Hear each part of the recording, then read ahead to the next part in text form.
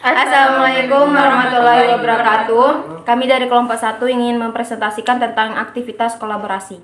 Perkenalkan, nama saya Julaika Purnami.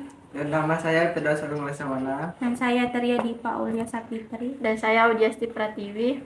Mengapa terjadi sengketa batas wilayah antar negara? Faktor penyebab sengketa batas wilayah adalah adanya perjanjian batas wilayah yang kurang jelas.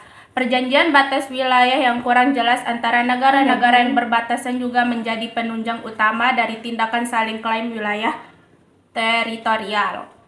Konflik atau sengketa terjadi karena adanya perbedaan persepsi yang merupakan penggambaran tentang lingkungan yang dilakukan secara sadar yang didasari pengetahuan yang dimiliki seseorang, di mana lingkungan yang dimaksud adalah lingkungan fisik maupun sosial.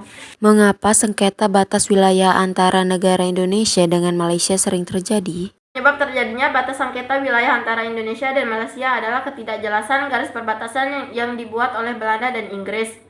Diketahui Belanda dan Inggris merupakan negara pendahulu dari Indonesia dan Malaysia di perairan timur Pulau Borneo atau Kalimantan. Terjadinya sengketa wilayah antara Indonesia dengan Malaysia biasanya karena adanya perbedaan persepsi terkait beberapa perjanjian, antara lain perjanjian tahun 1891 dan 1915 di sektor timur, serta Taktat tahun 1928 di sektor barat Pulau Kalimantan. Bagaimana upaya pemerintah menyelesaikan sengketa batas wilayah yang ada? Secara teoritis dan yuridis, pola penyelesaian sengketa batas wilayah dapat dilakukan melalui dua metode, yakni metode non-hukum melalui negosiasi dan mediasi, atau bisa disebut dengan metode penyelesaian sengketa secara administratif, dan metode hukum melalui sarana peradilan. Penyelesaian sengketa tersebut dilakukan dengan perundingan bilateral, penetapan status quo, memanfaatkan ASEAN, dan membawa ke mahkamah internasional.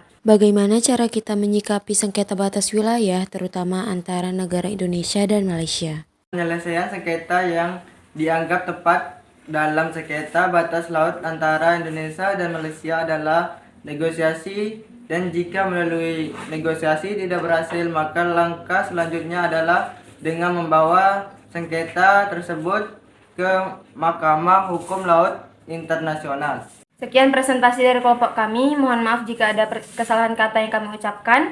Wassalamualaikum warahmatullahi wabarakatuh.